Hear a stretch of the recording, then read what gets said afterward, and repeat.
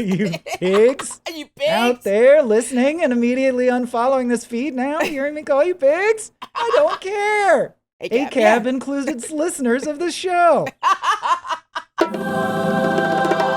This is Simpsons Taught Me Everything with your host, Michael Swaim. 2 weeks in, and Fox has not sent us a cease and desist yet. I think because Cracked has no corporate address anymore. I don't know.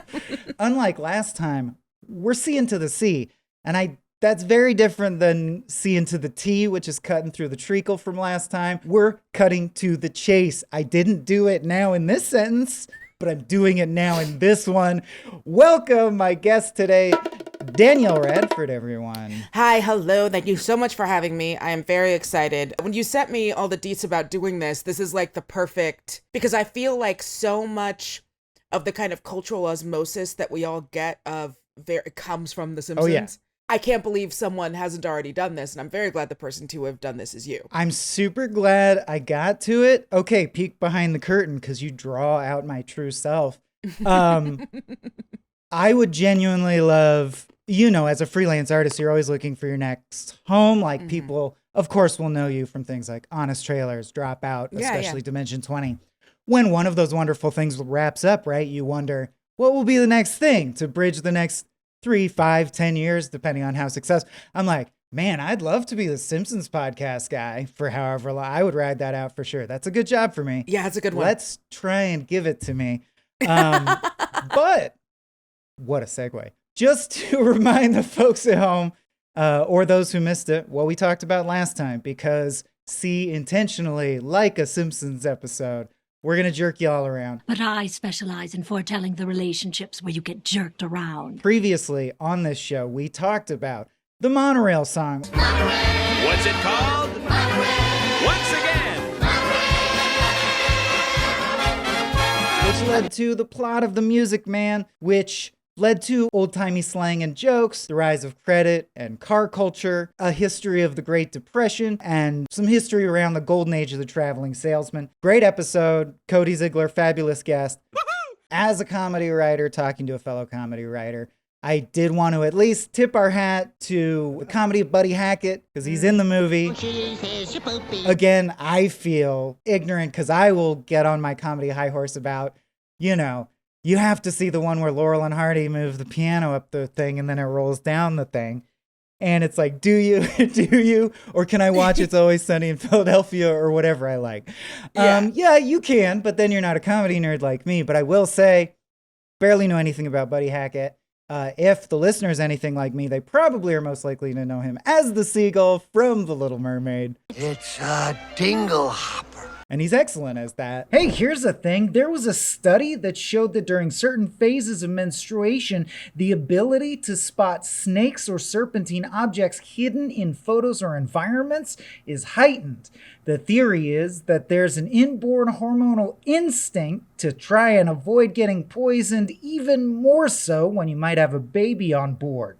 But did you know it's actually fun to search for hidden objects any old time? And now June's Journey is here to satisfy all your hidden finding needs with art so beautiful and complicated you'll think you're shopping for shirts at Dan Flash's. The game's numerous handcrafted puzzles are framed by a larger immersive storyline centered on solving a mystery against a stylish 1920s backdrop, which seems fun. But in case that just sent up red flags for you, hey, here comes my signature refreshingly honest part where I answer the questions I'd want to ask if I saw me doing this ad. First of all, yes, it's one of those games that you could theoretically get addicted to and pay thousands of dollars to try and break or play around the clock like a maniac. But please note, the developers do not want or need you to do that.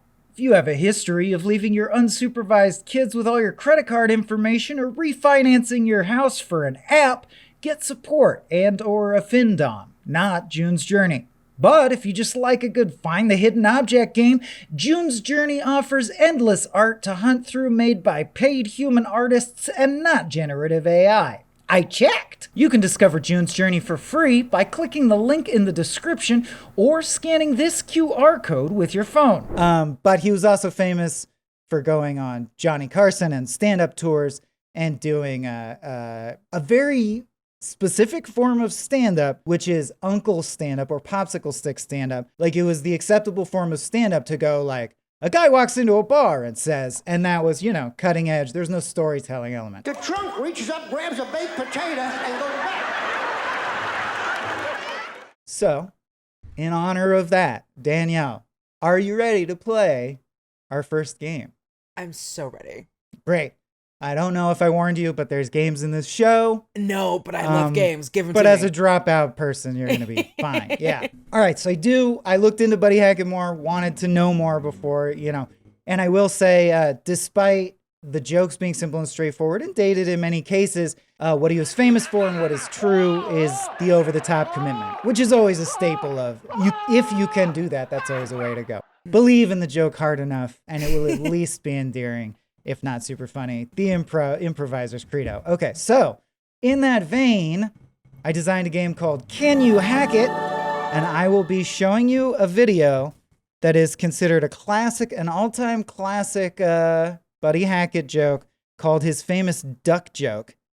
And I will be stopping the video at various points, and you'll have to complete the joke from that point forward. Oh, okay. idea All right. here, I got okay? this. Now, this guy shoots a duck and it falls and hits a barn and goes into a guy's yard.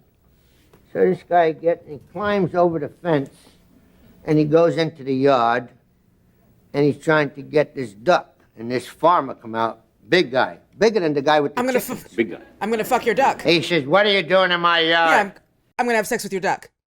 No? I'm going to fuck your duck. The dead duck? I'm going to fuck the dead duck I in do your not. yard, farmer. I do not. I would not. I am merely remembering the ways Yeah. I have heard these kinds of jokes before. Exactly. Well, no, yeah, Buddy Hackett, super edgelordy. He was considered like the Lenny Bruce of the, all right. He said, "I come to get the duck." He said, "That's my duck." He says, "It's not your duck." He says, "This is my yard. That duck fell, hit my barn." He's laying there. He says, "Yes, but it's not your duck. I shot the duck. I've been out hunting for a couple of days." He says, "Give me a break. I'm from the city. You're from the city. Well, you don't understand about property, do you? It's my property. It's my duck." Okay, so we've established the city versus country vibe. Yeah. Danielle, finish that joke.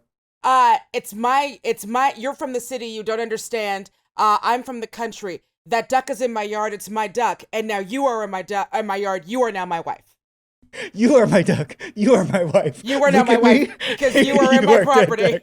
Yeah, all right. You are my very wife good, now. very good. There's no points to these games. We just do them.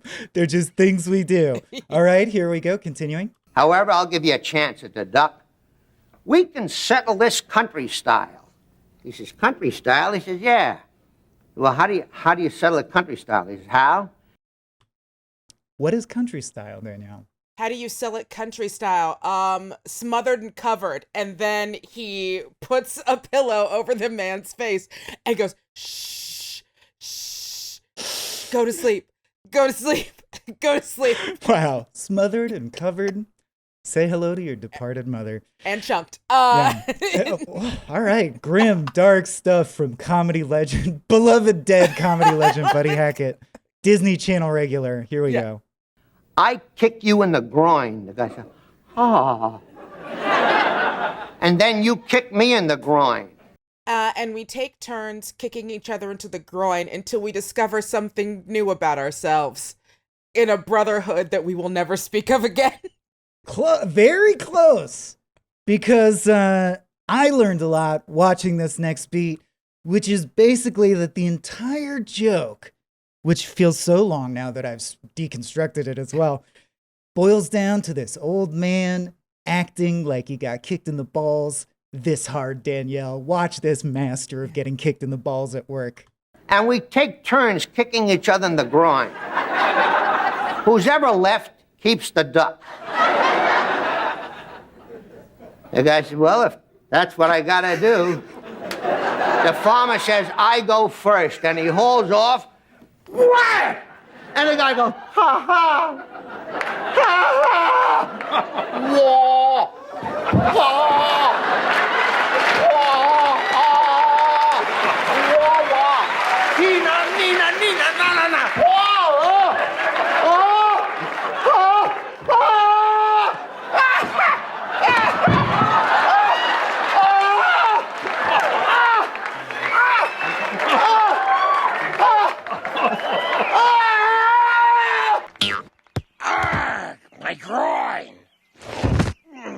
It's admirable whether you laugh or not. That's what I'll say to me, right? The effort. He showed up. It's so much, and I love the audience he is murdering this. That's audience, they're slayed by it. He is murdering this audience. And I have a note about that I will pin for later. But and then as the joke is going on, he's getting larger and larger until he finally like sits and settles down. So it's my job now to come up with the next thing. The next line is the killing stroke. And I would love, because I know you're working on this meta level where you're also answering with jokes that are jokes about joke structure, which is just beautiful. But can you predict the actual punchline at this point? The punchline is, oh God, I can't without deconstructing jokes. Damn, I'm learning something really important about myself right now, actually. It's not that important. I would say that, now it's my turn, and the farmer says, before it's his turn, now you get to keep the duck. Nailed it! Crushed it! 1 decillion points. It's like a popsicle stick joke where you just needed a second to gather yourself, and you're like, of course it's that, right? Of course it's that. But he does nail it, and we will show that now. About half hour has passed, and he says to the farmer, well, I guess it's my turn. And the farmer says, you could have the duck.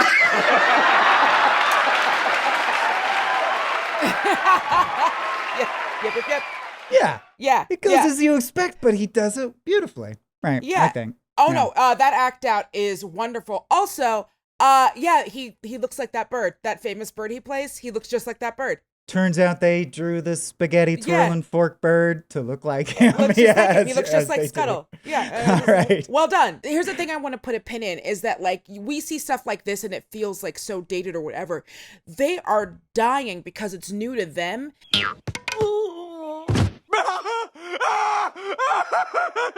This contest is over. Give that man the $10,000. And it's a thing that happens even with people like some of the greats, like a Carlin, like any of those. Oh yeah. It can be very hard to go back for some people and like watch those. And you're talking about some of the classics like Laurel and Hardy. It's like, no, I want to watch the thing that I like now. Yeah. Buster Keaton.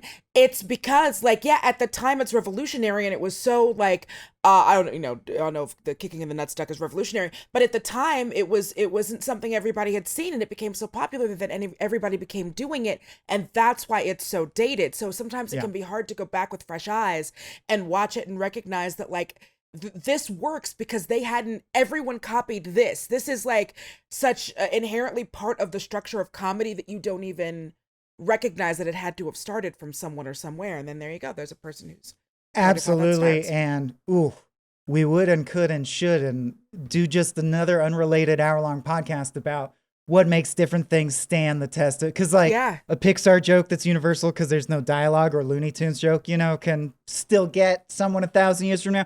But like the stuff I do, for example, so disposable. It will be completely, because I love references. And in fact, a lot of The Simpsons suffers from this, is a weird word. But if you don't know who Klaus von Bülow is the one I used as an example last episode, all you can really know is, I imagine that's a punchline that's very apt. Yeah, but with The Simpsons, and again, part of the reason why I think that this podcast is like, I'm just going to keep kissing your ass for how jealous I am that you thought of this before I did, because it's something I've talked about several times. But no, it's great is that like, it actually becomes almost like a secondary pop cultural education for those who are curious enough to know. If you try. And that's a lot of us did, kids. and then we all became became comedy writers. But we did. It was an education for a lot of us. Yeah. Danielle, you made it seem like you may know The Music Man somewhat. Is that accurate? How are you on musicals, Music Man? I studied. I was a drama club president. I have a little bit of it. On brand. We're going to learn so much about you that anyone at home can scam in your name easily. Oh, it's going to be so easy. Oh, it's going to be great. Okay, so great. Then I don't even have to fill you in. But just to set up the clip I'm about to show, which in turn sets up the rest of today's episode, I want to zoom even further in on The Music Man, in particular, a scene that we talked about last time where Mrs. Shinn comes in and talks smack on two particular authors to the town's librarian. Is this the sort of book you give my daughter to read? This ruby hat of Omar Khayam? I am appalled. Wouldn't you rather have your daughter read a classic than Elinor Glynn? What Elinor Glynn reads is her mother's problem. Just you keep your dirty books away from my daughter. I knew the Rubaiyat of Omar Khayam as a reference of a sacred, important text that I should know more about. That's the extent. I did not know the reference Elinor Glynn at all. So do either of these things ring bells for you? No. Because Music Man is a thing that, like, I know, but, like, I think the older I get, the more I'm like, I don't know that reference. I'm going to actually look that up and see. So let's dive into why Miss Shinn would hate Elinor Glynn. She was essentially, in a nutshell, the OG, like, Danielle Steele. So, in The Music Man is a very appropriate reference for like an old dowager biddy to not want in the library in 1912. But through modern eyes, she's such a boss badass. So not only did she get rich writing a bunch of torrid romance novels that were censored but sold gangbusters, she adapted a bunch of her own books into films that she got to write all the screenplays for. We're talking in like the 1930s and stuff. Mm-hmm. And directed twice, making her literally like third in line of female directors in the history of man, which to me is like third, like you walked on the moon third or something, you know? The second man on the moon. Second comes right after first. So, but of course, Miss Shinn hates her and thinks she's a terrible influence. No, you wouldn't want your daughter to accomplish those things. Basically because the book celebrates sex, of course, and even more spicy, which I think makes her even more awesome, they were pretty transparently based on, after she wrote one, she became rich and famous and started having real affairs with princes of state all over the globe. And then her next novel was just about whatever prince she fucked last month. And so people were getting like it's so smart. They were like, it's going to be sexy porno and trashy gossip on royals. At the same time, that's real, but it's pretending not to be real.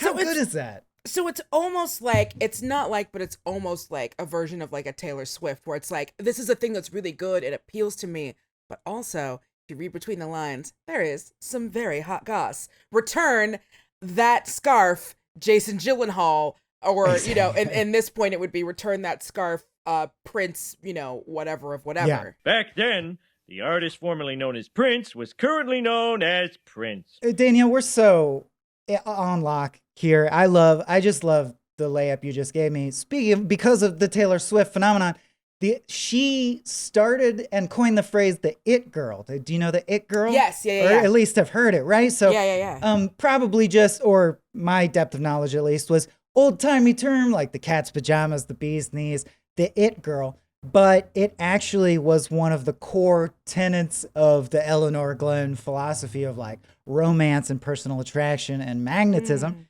In her 1914 novel, The Man in the Moment, she originally coined the phrase of someone with it to describe as like a magnetic force, which by the way, she says is present regardless of gender and often highly in androgynous people. So like, I agree with all the things she seems to be a keen observer of the world around her.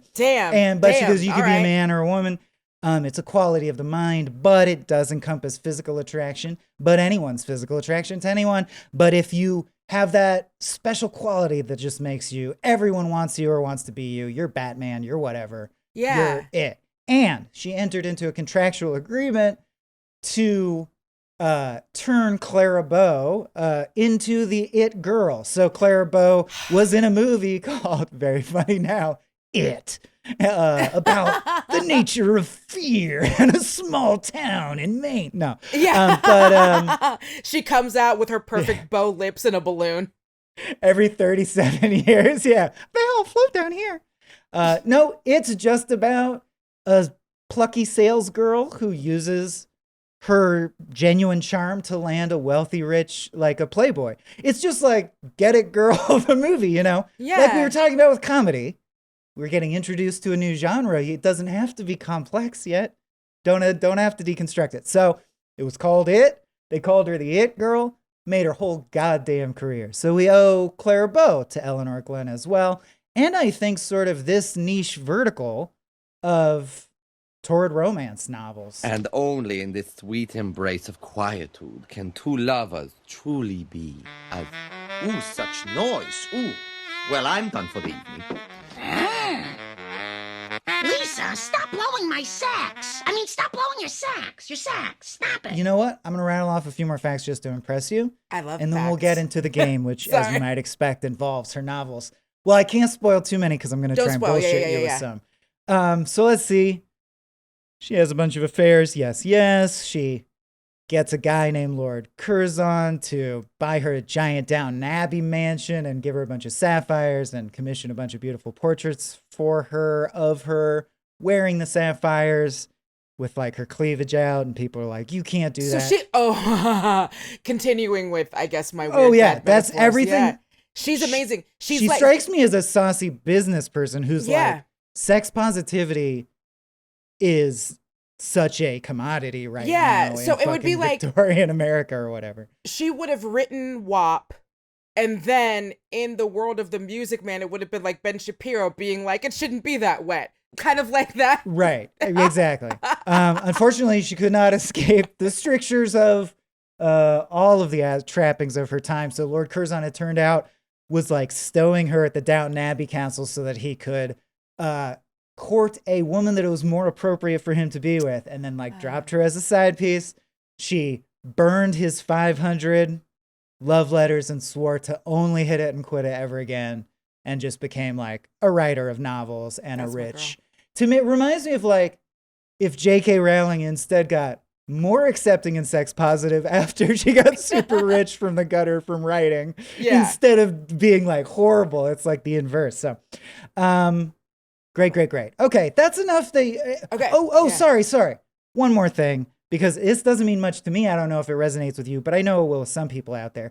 She was also, her film contract was with William Randolph Hearst, who, of course, Citizen Kane, but he also owned all the newspapers, right? So part of her contract was she was also the OG originator of a bunch of formats for his premier magazine for women, Cosmopolitan. She invented like the sex quiz and the saucy ways to spice up show your ankle, ladies. Oh, so if you ever wanted to know who to blame for those articles that are like, put some pepper underneath his nose, make him sneeze. That's a real thing. You can Google that. I forget which women's magazine it was. Make him sneeze and then what? But there was one that was hard, it'll make the orgasm better. It used to be like, grab some pepper, put it under his nose right before he comes, and he'll like come better. And it's like, and he'll remember you forever. And I'm like, no, I think he's gonna remember you forever as the girl who brought the sneezing powder to bed or whatever. Right.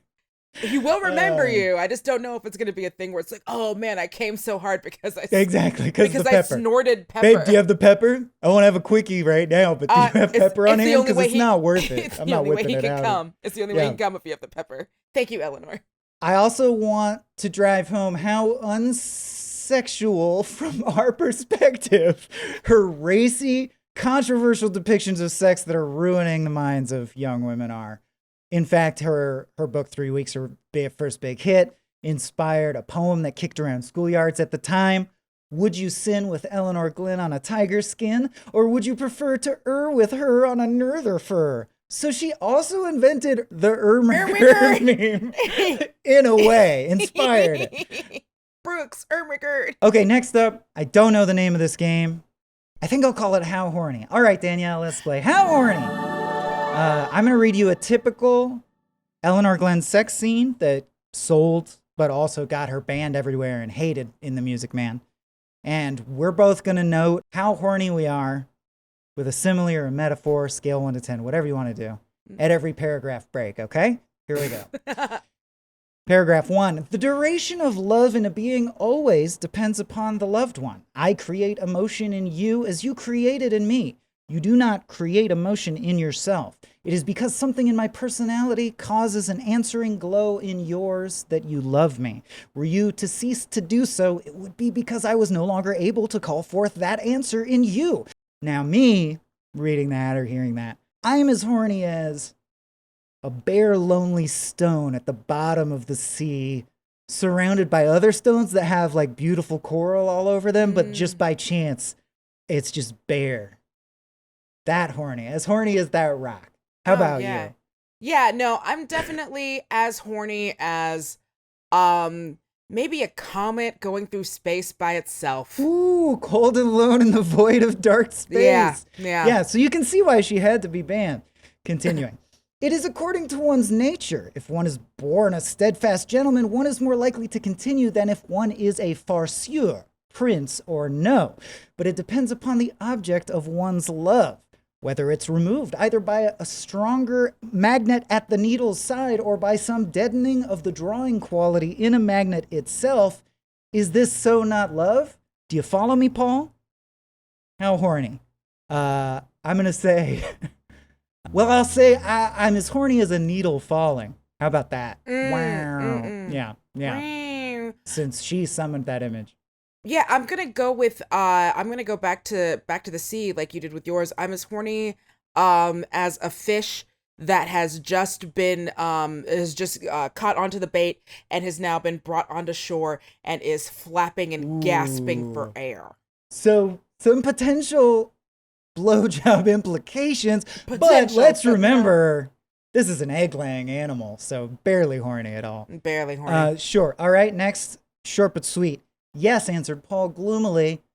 I know what you mean. I must try to please you or you will throw me away. Frankly, this makes me not horny at all, Danielle, because Paul seems like a little bitch. Am I wrong? Yeah, this like makes you need a lot of... She's doing like naked philosophy. You don't need validation right now. No. This makes me as horny as a contract negotiation. Yeah. Just two people like, okay, so if you look at Exhibit A-1, here, if I agree that I'm hot for you, you will agree that you are hot for me as well. Well, I mean, if you go back over to page 14 at the end of paragraph 4, wherein I said I gotta thread that needle, you know what I mean? Like, it just feels like they're like... I was so close, and then you stopped. Damn. Yeah. Almost through it. Oh, darling, do not speak so, cried Paul. I agree, boner killer, Paul. Like, I agree with you there. Do not speak so. The cord of attraction between us can never snap. I worship you. I adore you. You are not just my life, my darling one, but my queen. Sweet Paul, she whispered. Oh, so good. So good, simple Paul. Keep me loving you, my beautiful one. Keep my desire. Make me long to be your queen. I'm getting a little hornier by the power dynamics. Yeah. So I'm going to say I'm as horny as a regular toad. Not a horny toad, but like a toad. It's in the direction of. Yeah, I think that I'm probably as horny as like, you know, when you go to like the racetrack and the horses are like in the stable and they're just chilling and they're like fine. But then they open the stable and the thing goes off and the horse is like, oh fuck, I gotta run. I'm as horny as a horse that's like at that moment when you go from like, I'm chilling, I'm gonna be in this barn all day. Right. To like, oh, I think I gotta go do something. I'm not quite horny yet, but like I'm primed for the idea that I might for action. I see, metaphorically. I could be if I could get horny if I needed to. Well, final passage. Let's see if we can get you there. Yeah. After this, they melted into one another's arms and cooed and kissed and were foolish, as lovers always are and have been from the beginning of time, more concentrated, more absorbed than the sternest Eastern sage, absorbed in each other. The spirit of two became one. How horny am I, Danielle? On a scale of 1 to 10, I am... Wait, was that the sex part? Can we go back? Was that it? They came in each other? That was that part? That's why it's banned? Damn. Damn. Yeah. I am as horny as the, you know, as the Spice Girls were when they sang their hit as Two Become One. That's good rap. But not as horny as they were in real life, because as we know now, some of the Spice Girls were fucking some of the Spice Girls. As horny as they were in the studio, as they kept having to do when take they're after doing take sweaty after and take. it's just work at this point. Yeah, right, it's just right. work. They're Yeah, professionals. Yeah. They're in their street clothes. They're not in character. Yeah. So for those keeping track, Danielle has some points. And we're moving on to talk about The other completely unrelated set of thought and wisdom and timeless cultural heritage that Mrs. Shinn shits on in The Music Man, the Rubaiyat of Omar Khayam. So I want to start right out of the gate professing my ignorance. All I really knew about it was that it was a collection of poetry that was really foundational to Persian culture. What I learned is more than that. And surprise, surprise, is that like, well, that's kind of bullshit, right? Because that's what you learn. First, you learn the history story. Yeah. Then when you research, the next layer is, well, that's kind of bullshit, but let's get more specific. So more specifically, the Rubaiyat of Omar Khayam is a specific, very popular, highly saleable translation of a bunch of poems ascribed to Omar Khayam, an important Persian, almost Da Vinci figure, like astronomer, philosopher. Yeah. It's even unclear, according to historians and Persian, Iranian scholars and things, if he was a poet. Or if there's, just like how we're like, did Shakespeare even write that? Was there a Shakespeare? It's one of those things where they're like, yes, there was, because he was like a Da Vinci to us. But no one knows if he actually wrote these poems. Some, I believe, British, but, some white guy, I should find it, I guess. Edward Fitzgerald in 1859. He didn't even find it, which I love, just thinking about as like, in the milieu of what's going on with AI, but also thinking back to like LimeWire and Napster and how if you got any parody song, it would just say Weird Al wrote it no matter what. Yes. Or if you got any alt-rock song, it would say it was They Might Be Giants. Who gives a shit? So Edward Fitzgerald got a letter from one of his friends who's like, here's a bunch of poems I found. I thought they were cool. Maybe you could release them because you translate shit. You're independently wealthy, nobleman, and in your free time, your hobby is you translate shit from other cultures and pass it off as your own. We'll get into that with a little more nuance. I think there's a little more nuance there, but I'm not there yet.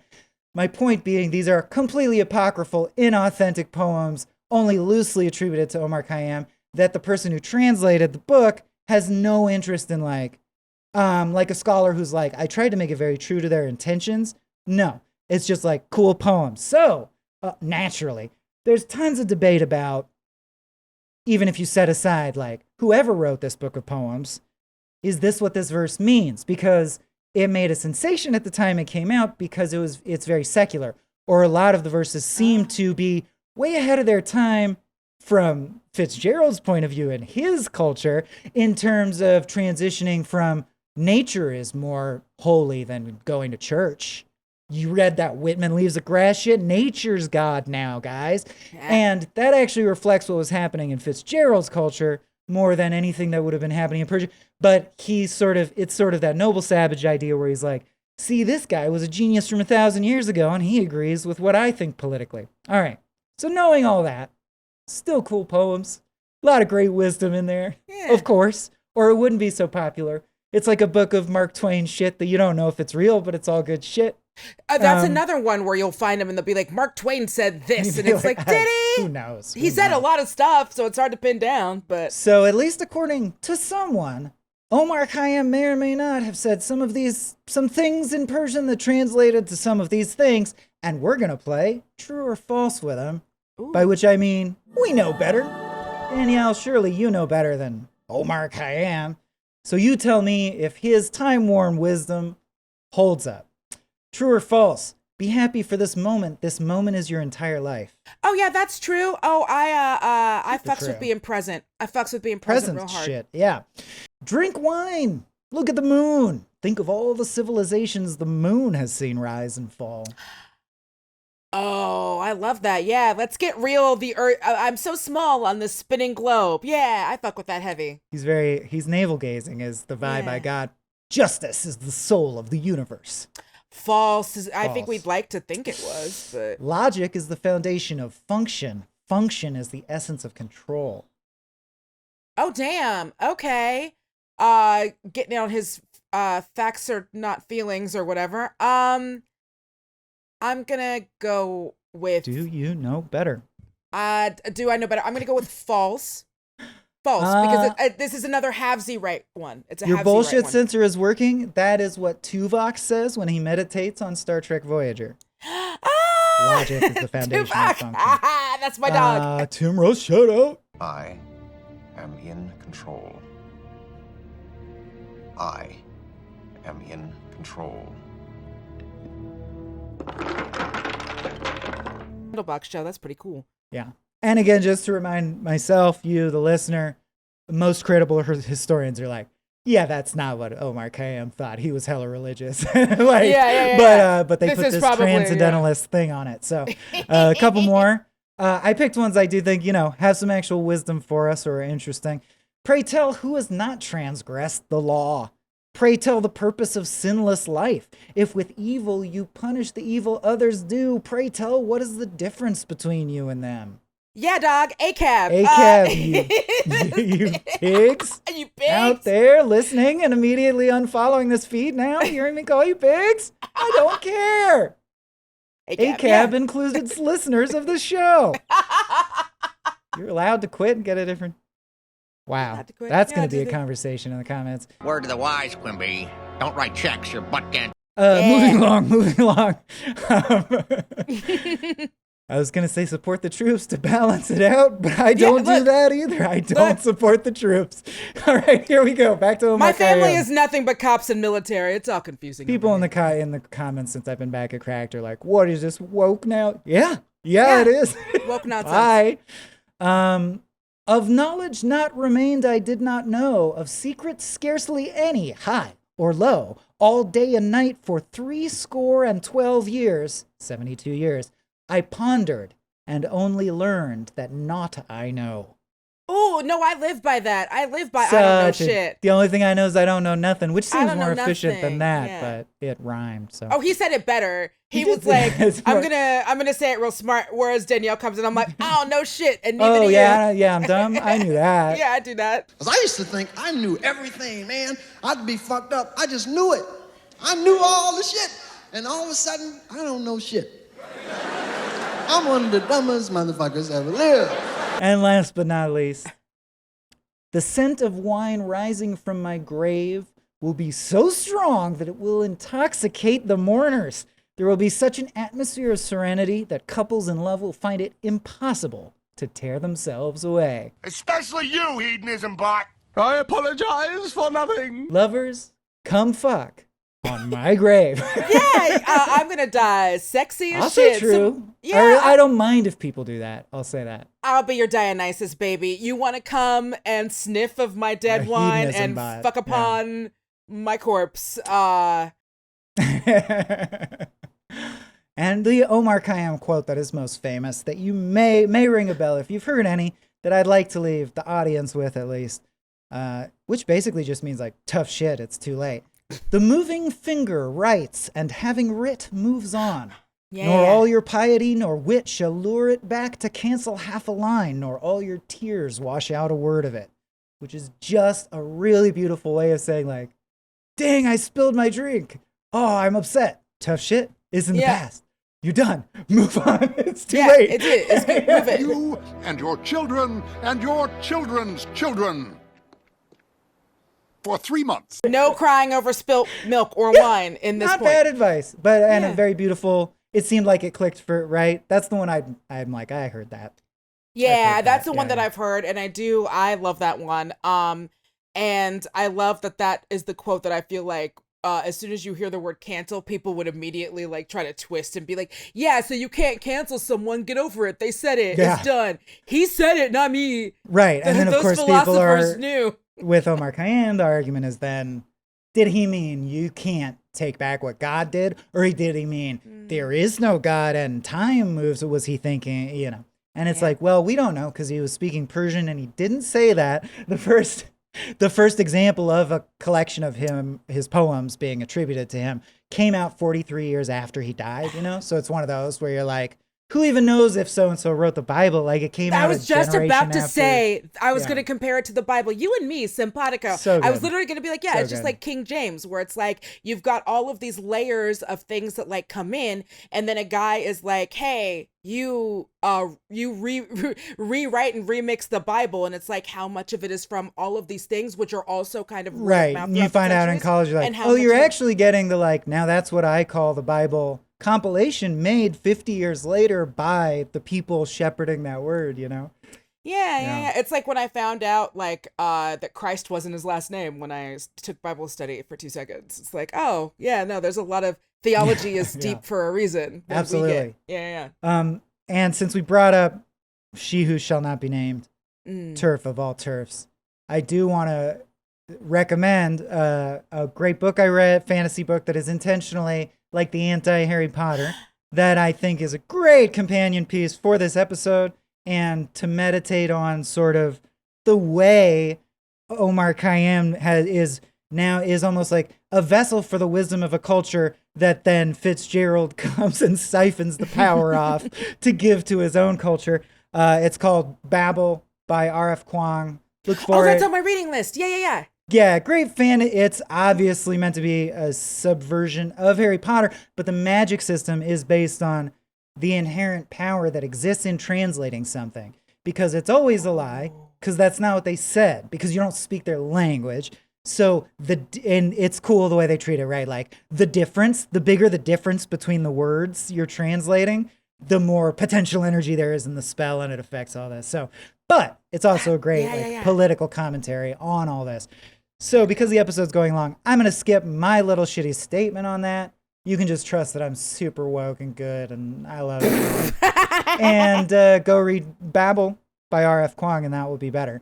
But I do want to shout out some verifiable Omar Khayam accomplishments. As a mathematician, he was most known for his work on the classification and solution of cubic equations, where he provided geometric formulae based on the intersection of conics.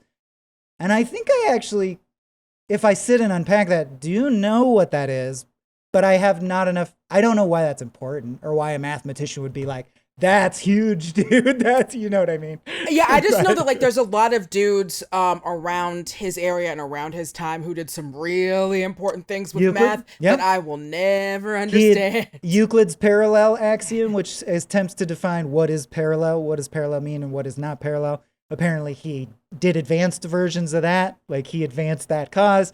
And as an astronomer, he devised one of by far the most accurate yearly calendars for like centuries around, you know, like more accurate than his time, more accurate than the calendar we currently use.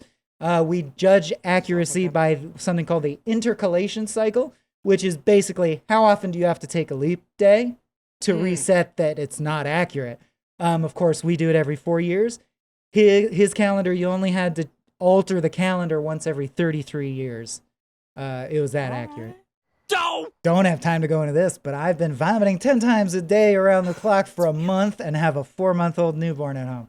But with all that in mind, I still am having such a delightful time. Yes! I wanted to wrap this up, but before we get out of here, we have to play one more game. It's the last game of the episode. We play it every episode. Let's cut through the treacle. Eat my shorts, Bart. Just cutting through the treacle. So cutting through the treacle consists of, I said I was going to make up a game every time, but actually I think what I did with Cody worked so well, we're just going to do that. So this will be our grounding game that's always just straightforward, bar style Simpsons trivia. I think that will be connecting and grounding for the community, and sort of like when at the end of the week the show snaps back to everything goes back to normal, right?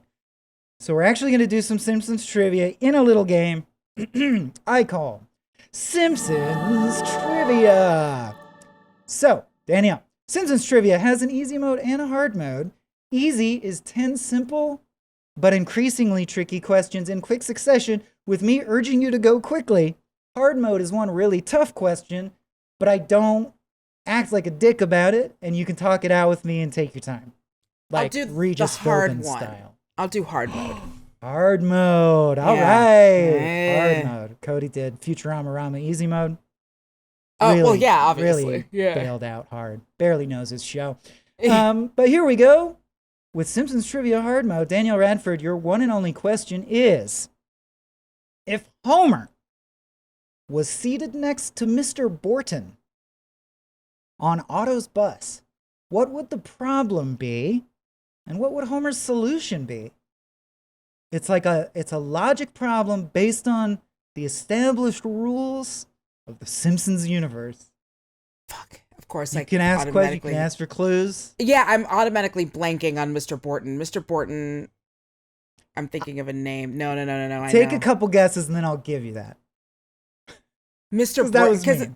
No. That's fine. Because, like, you know, a lot of people by sometimes, like, and it's also my brain is bad. It's not the guy that got hit in the nuts. It's not. My groin. That guy? Yeah. No, it's not. It's not. I was saying Boo Earns. That's someone else. Oh, yeah, I was saying. That's Hans Molman. That's Hans Molman. Thank you. It's a character we see on Otto's bus frequently. I'll say that. And here's a clue. You could also call him Young Master Borton. Maybe Young Mr. Master is misleading Borton. you. Young Master Borton. And he was next to him. Is he the kid that looks the most like a berries and cream kid? No. Like a little lad that loves berries and cream? No. What is berries and cream? Well, no, he just looks like, you know, is he the kid that's like the foreign exchange student? No. Oh, No, Uter? That's Uter. Uter Broughton? No. Final clue to the first part of the logic problem.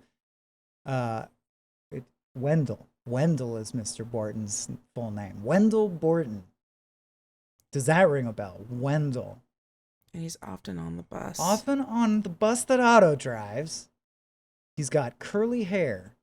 Poorly drawn curly hair. He's pale. Pale face. It's very hot there. Rain tree. Get a warrant. Sorry, different show. Is he's not one of the bad kids, is he? Is he one of the bad kids? I wouldn't call him bad. Just car sick. Just gets car sick. It's not He gets that car bad. sick. Okay, yeah. Okay. Scrabapple, not next to Wendell. He pukes on every bus ride. No offense, Wendell. Please try not to shake the seat like that. Okay, Mr. Borton. Okay, so Homer is sitting next to him. And what would the problem be and how would we solve it? Problem is the vomit risk. Yeah, the problem is the vomit I feel risk. like I clued you into that. You so did, I'm just gonna give you that. Yeah. Thank you, because you did. I had that. So Yeah. for half credit, Mm-hmm. what would Homer's solution have to be? Based on established things that we know about the Simpsons universe. And now I gotta cut you 15 seconds on the clock, Danielle. 50 seconds. I would say that Homer would pick him up and then try to run and shove his head out of any of the windows, but all of the windows are closed. And since all of the windows are closed, he would then open up the emergency, which would freak Otto out because it would start making noise. Man. Yeah, and so now he's like pointing the kid out and the kid is spraying vomit, and as he's doing it, all of the cars coming out of them are now skidding and hitting trees and things like that. Like an oil slick. Yeah. Like an oil slick. And so then then even like maybe the tires, and so then the bus starts swerving, but he's still holding this kid. And then they like crash into something. And everyone is like fine. And Homer is not covered in vomit though, until he walks out of the bus. And then he walks out of the bus, and then all of the vomit that was on the bus just like hits him. That makes it Simpsons, right at the end. That glue ain't going nowhere. Oh, there goes the glue after all. Yeah, Yes, spot on, comedy instincts. But no, I'm afraid the technically correct answer is that he would want to go live under the sea. Because that's his solution for all problems, Danielle, is to go live under the sea. Homer, that's your solution to everything, to move under the sea. It's not gonna happen. Not with that attitude. We would have also accepted alcohol, because that can solve all of life's problems, as a quarter credit answer. Yeah. You got 0, but you had the balls to go hard mode, and I really appreciate that, because I wanted to see how the game would work. Thank you for testing that with me. Yeah, I just want to do the one where I got to talk it out, because that's the thing that I do. That's right. It's more fun. That's all. You know, hey, to gamers out there, meaning controller games now, start playing from the perspective of how can I have the most fun with this versus how can I beat it the fastest or most efficiently. Changed my life. All right. I think that's it. We will be flashing your socials on in front of your gorgeous mug right this second. Is there anything else you want to say or do before I abruptly cut you off and the episode ends? No, that's it. I don't know why I'm suddenly voguing, I think. I don't have the coordination of the box. Oh no, I don't. A box! Like... My boy is a box! Damn you! A box! It's a box! Homer says, increase your wordiness. Today's word is farceur, which you heard a little bit earlier in the Elinor Glynn passage. I looked it up. Turns out it just means someone who writes farces. So you can log it away alongside aviatrix and other such like terms. I'm an entrepreneur. Oh, shut up. You're wasting valuable smashing time. Thank you for listening. As always, next week we'll be back with Brian Brushwood of The Modern Rogue talking scams and schemes similar to Lyle Landley's Monorail Con. Don't forget to subscribe to the feed so you don't miss that. And if you're a power user, you can find even more of me podcasting for honestly a backlog of 7 or 8 years by searching Small Beans wherever else you get your pods. Thanks! Yep, good, great, we're done. That's that. That worked so well.